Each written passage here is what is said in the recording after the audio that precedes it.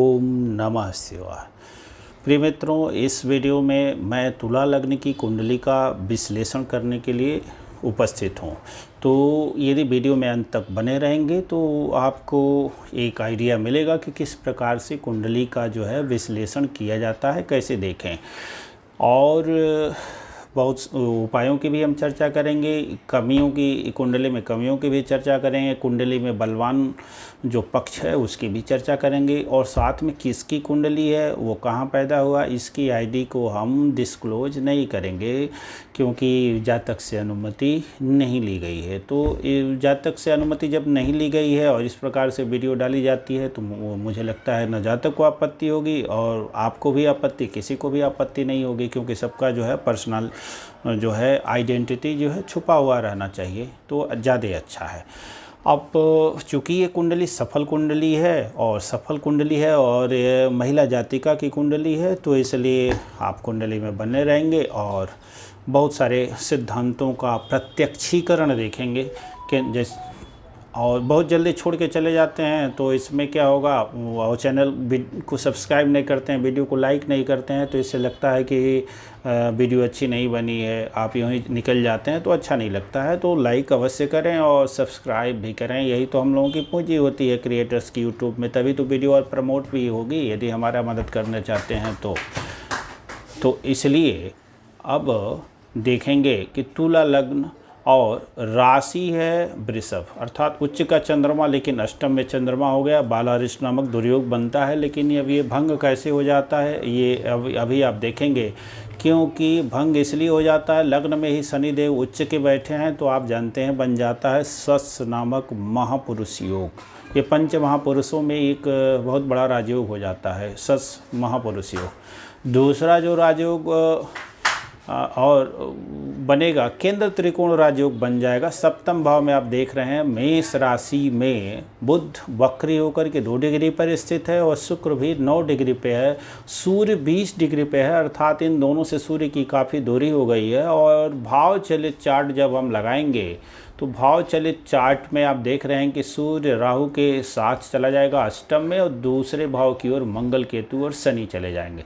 पर ये स्पष्ट रखिए कि चलित कुंडली हमारी अलग है, वहाँ से आप देख लेंगे, उसमें हम विस्तार से बताया है कि किस प्रकार से चलित में जो ग्रह जाते हैं उनकी राशियाँ नहीं बदलती हैं, सिर्फ भाव बदलते हैं, और सम विभाजन पद्धति को हम विशेष बल देते हैं।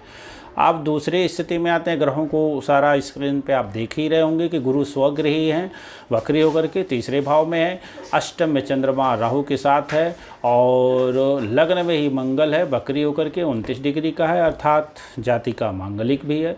मांगलिक होने के नाते ही नौकरी करते हुए भी बहुत वर्षों के बाद जातिका को जो है दाम्पत्य जीवन में प्रवेश की प्राप्ति हुई, अर्थात जातक का जो पति मिला वो बाद में मिला। और जातक का पति धनाढ्य तो है, पर जातिका जिस प्रकार से राज्यों को प्राप्त है, PhD की हुई जातिका है और अपने पहचान के अनुरूप इसको जॉब नहीं मिली, प्राथमिक शिक्षिका है और अब तो जूनियर में शिक्षिका है। जॉब वो तो अच्छी है, वेतन भी ठीक ठाक है, 80-90 हज़ार महीना, ये एक राजयोग से कम नहीं है इस घोर बेरोजगारी के युग में। और अध्यापक शिक्षक का पद भी है, तो वैसे ही 4 गाँव के लोग जानी जाते हैं, तो इसीलिए इसको राजयोग भी कहते हैं। आप कहेंगे राजयोग का मतलब राजनेता, मंत्री, बड़े बड़े उद्योगपति, वही सब? जी नहीं, वो बहुत बड़ा राजयोग है, ये सामान्य राजयोग है, मध्यम राजयोग है। मैं तो आज कहता हूँ कि 6 लाख यदि वार्षिक पैकेज है तो वो राजयोग है, वो प्राइवेट नौकरी भी एक राजयोग कह ली जाएगी। अब उसकी कैटेगरी होती जाएगी, बड़ा राजयोग, अब मंत्री विधायक आज और बड़ा राजयोग है तो वो अलग बात है, उसके लिए ग्रहों का और अधिक अनुकूल होना आवश्यक है। यहाँ भी आप देखेंगे कि शनि जो लग्न में बैठा है तो वहीं मंगल भी है। अब मंगल और शनि की युति एक बन रही है, और देख रहे हैं 3 ग्रह सप्तम भाव में है, तो वहाँ से 3 और लग्न में 2 ग्रह, 5 ग्रहों की युति बन जा रही है। तो ये बहुत अच्छा नहीं होता, सारे एक दूसरे को पीड़ित कर देते हैं। जैसे शनि सस महापुरुष योग बना करके है तुला लग्न में, सप्तमेश मंगल लग्न में है। एक और आप देखेंगे कि प्रथम लग्नेश शुक्र और सप्तमेश मंगल के साथ परिवर्तन हुआ है, जिसे हम परिवर्तन राजयोग कहते हैं, और परिवर्तन राजयोग भी एक बहुत बड़ा राजयोग होता है। तो जातिका का जिस घर में विवाह हुआ है वो धनाढ्य हैं, इसके पति प्रॉपर्टी आदि का धंधा भी करते हैं। देख रहे हैं सप्तमेश मंगल भी है और वो लग्न में है भी। इसलिए भी जातिका का अष्टम भाव राहु और चंद्रमा है। चंद्रमा यद्यपि उच्च का है, फिर भी जातिका बहुत अधिक संतुष्ट नहीं रहती है। संतुष्टि का भाव गुरु से देखेंगे और पति का भाव भी गुरु से देखेंगे। गुरु स्वगृह देख तो रहा है, लेकिन नवांश में गुरु को ज़रा देखिए कहाँ जा रहे हैं। तो नवांश में भी आप देख रहे हैं जो लग्नेश है वहीं सूर्य नीच का है, वहीं केतु है। तो इस कारण जो है इनको मनोनुकूल पति की प्राप्ति नहीं हो पाई है। यहाँ गुरु वक्री होकर के कर्क के हैं, उच्च के तो हैं पर द्वादश जा रहे हैं, और ये जो भाव है लग्न का जो भाव तुला में नवांश में पीड़ित हो जाना, ये ही सबसे खराब बात है। फिर भी आप देख रहे हैं अन्य चीज़ें ठीक हैं, लगभग अच्छा है, दोनों में तालमेल भी अच्छा है। मांगलिक से ही विवाह हुआ है, कोई बहुत बड़ी खुन्नस भी नहीं है, अच्छा चलता है। संतान की बात देखेंगे तो शनि देखिए उच्च का होकर बैठा हुआ है। शिक्षा की बात देखेंगे तो पंचमेश शनि लग्न में ही उच्च का बैठा हुआ है। भूमि भवन वाहन की बात देखेंगे, माता के सुख की बात करेंगे तो आप देखेंगे चतुर्थेश शनि लग्न में बैठा उच्च का होके। तो जाति का जिस घर में पैदा हुई है वहाँ भी भूमि भवन वाहन की स्थिति रही है। जाति का नौकरी को प्राप्त हुई है, जिस घर में गई है वहाँ भी भूमि भवन वाहन की अच्छी स्थिति है। और जातक का पति स्वयं ही वो प्रॉपर्टी का ही धंधा करता है, तो ये भी बड़ी अच्छी स्थिति बनी है। अब जाति का पीएचडी मैंने पहले ही कहा, और शिक्षक भी है। शनि की दृष्टि आप देख रहे हैं दसम भाव पे भी है, और चतुर्थेश चंद्रमा उच्च का होकर के अपने से लाभ भाव में स्थित है, तो इसके कारण भी अच्छी स्थिति बन जाती है। और गुरु की दृष्टियों को हम देखेंगे तो गुरु भाग्य भाव पे भी दृष्टि दे रहा है, गुरु सीधे सीधे लाभ भाव पे भी दृष्टि दे रहा है। तो आय के एक से अधिक स्रोत कह सकते हैं। तो भविष्य में जाकर के जब प्रमोशन होगा तो कुछ और भी स्रोत बन जाएंगे हेडमास्टर वगैरह होने के बाद। और जब चलित चक्र बनाएंगे तो ये देखिए गुरु जा रहा है इधर की ओर, इस कुछ न कुछ चौथे भाव का भी फल करेगा, और सूर्य राहु के साथ जा कर के चंद्रमा निकल जाएगा नवम की ओर। केंद्र त्रिकोण राजयोग तो भी बना रहेगा। सहस महापुरुष योग का जो लाभ मिलना चाहिए जितना उतना मिल नहीं पाएगा, क्योंकि शनि 19 डिग्री का है, 2 ही डिग्री का लग्न है, शनि दूसरे भाव की ओर जा रहा है। फिर भी सहस महापुरुष योग है, क्योंकि बहुत अधिक ट्रांसफ़र नहीं हुए। अब संघर्ष की बात करेंगे तो संघर्ष छठे भाव का स्वामी है जो है गुरु, वो अपने से दसम में अर्थात तीसरे भाव में स्थित है, इसलिए जातिका को संघर्ष करने की काफ़ी क्षमता है। गुरु कमज़ोर है षडबल में, और षडबल बहुत बड़ी बात होती है। तो षडबल यहाँ स्वगृही और नवांश में उच्च का है, फिर भी अन्य वर्ग कुंडलियों में कमज़ोर होने के कारण ही षडबल में बल कम दिखा रहा है। और इसका परिणाम ये है कि जातिका के शरीर पे फैट नहीं है, अर्थात शुक्र यहाँ पे देखेंगे तो शुक्र को पीड़ित कहेंगे, पापकर्त्री भी लगा सकते हैं, पीड़ित भी कह सकते हैं। तो पीड़ा होने के कारण लग्नेश के कमज़ोर हो जाने के कारण शरीर उतना बलवान नहीं है, फिर भी बहुत कोई रोग भी नहीं है। तो दुबला पतला 45-46 किलो का वज़न होना एक संतान के बाद भी तो कहेंगे थोड़ा सा अंडर वेट है, लेकिन बहुत बढ़िया भी है।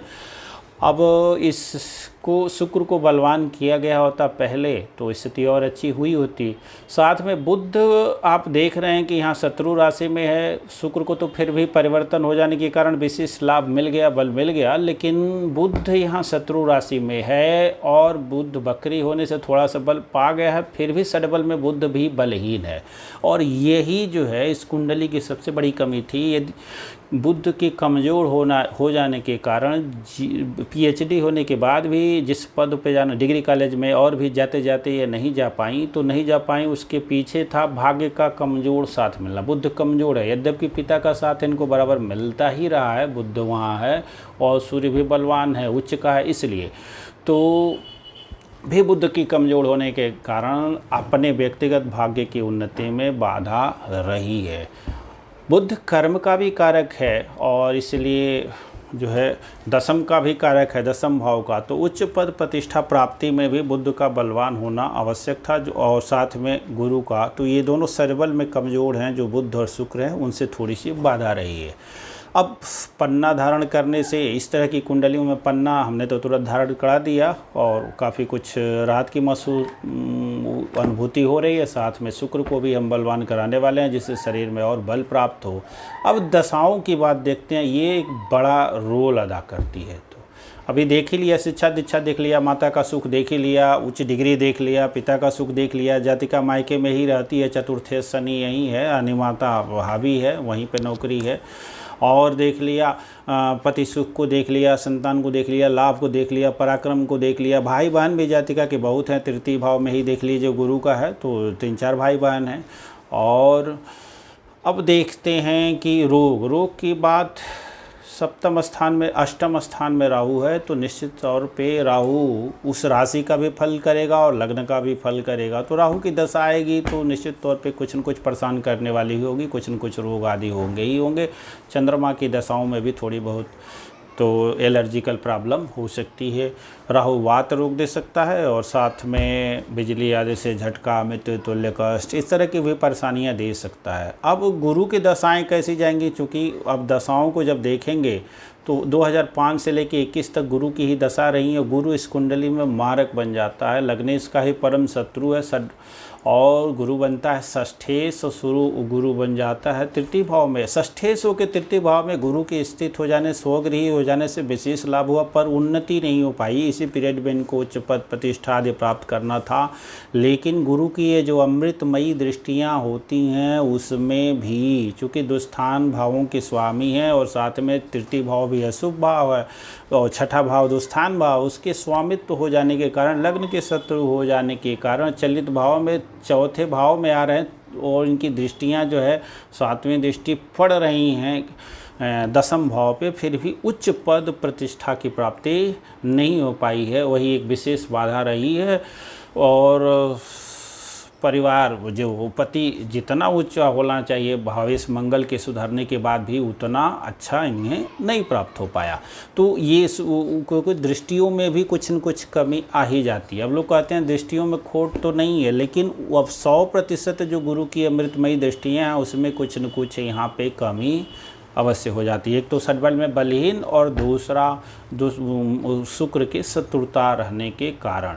अब ये शनि की जो दशाएं मिली हैं 21 से शुरू हुई है और 40 तक चलेगी, और जब से शनि की दशा इनकी चली है और तभी से हमारे संपर्क इनका हुआ है। अभी 21 अभी 24 तक शनि में शनि जाएगा तो कैसा जाएगा, ये काफ़ी उत्तम जाएगा और यहाँ से इनका दोबारा भाग्योदय होने का अवसर प्राप्त होगा। शनि में शनि बहुत अच्छा जाएगा, शनि पीड़ित है तो भी शनि षड्बल में काफ़ी बलवान है, केंद्र का बल मिल जाने के कारण, और अब पन्ना जो बलहीन था उसको उधार, तो शनि में बुध का जो अंतर जाएगा वो भी अच्छा जाएगा, शनि में शुक्र का अंतर वो भी अच्छा जाएगा। अब जो सावधान रहने वाली बात होगी, शनि में जब सूर्य का अंतर आएगा तो वो परेशान करने वाला होगा, शनि में राहु का अंतर आएगा, षडाष्टक योग बना हुआ है, ये विशेष परेशान करने वाला होगा। जातक को रोग हो सकता है, मृत्यु तुल्य कष्ट की अनुभूति होगी, खर्चे बहुत अधिक होंगे, तो उस समय गोचर का भी विचार कर लेना होगा। तो जब भी शनि में ये राहु का अंतर आएगा विशेष सावधानी अपेक्षित रहेगी, या तो पति को रोग हो, परेशानी हो, अथवा स्वयं को ही कोई परेशानी हो आदि हो, तो इस तरह की स्थितियां बन सकती हैं। शनि में मंगल का अंतर आएगा, वो भी जातक के लिए रोग आदि को लेके आ सकता है, तो वहाँ भी जातक को सावधान रहना चाहिए, अथवा माताजी के लिए ठीक नहीं हो सकता है, ये स्थितियाँ हो सकती हैं। तो बहुत बहुत धन्यवाद। अन्य भी चीज़ें हैं, अष्टक वर्ग वगैरह है, देखा जाता है कौन कौन से भाव बलवान हैं। तो अष्टक वर्ग से आप देखते हैं सप्तम पक्ष इनका कमज़ोर है, अष्टम में कम अंक होना, द्वादश में कम अंक होना अच्छा ही है, परंतु देख रहे हैं आप सप्तम भाव से कुछ न कुछ कमी बनी हुई है, वो इसी कारण कि वहीं पे सूर्य है उच्च का है, तो भी अष्टक वर्ग में जो सभी ग्रह जो जो उस भाव को अंक को देते हैं सबको मिला करके अष्टक वर्ग बनता है, यानी वो भाव को थोड़ा सा कमज़ोर मान ही लिया जाता है। स्ट्रेंथ में शनि ऑलरेडी बलवान है, अब इसीलिए स्ट्रेंथ देख लेना चाहिए। अब कोई देखिए यहीं पे शनि उच्च का है और शनि के महादशा है, शनि के रत्न को दे देना क्या शुभ रहेगा या अशुभ रहेगा, तो दोनों बातें यहाँ प्राप्त होंगी। लीजिए अब शनि और अधिक बलवान करते हैं तो क्या होगा, शिक्षा पे और माता भूमि भवन वाहन पे अत्यधिक ध्यान जा सकता है, और शनि के और अधिक बलवान होने से दाम्पत्य जीवन में, क्योंकि शनि बलवान होगा तो भाव को भी पीड़ित करेगा, भावेश को भी पीड़ित करेगा, सूर्य को भी पीड़ित अवश्य करेगा। ये शनि की अपनी दृष्टि दशम भाव पे पड़ेगी, अर्थात कार्य क्षेत्र में भी लोगों से बहस वहस करके झगड़ा झंझट आदि कर सकता है। तो इसीलिए शनि को यहाँ रत्न से बलवान नहीं बनाएंगे, ऑलरेडी बहुत बली है। कमज़ोर कौन है?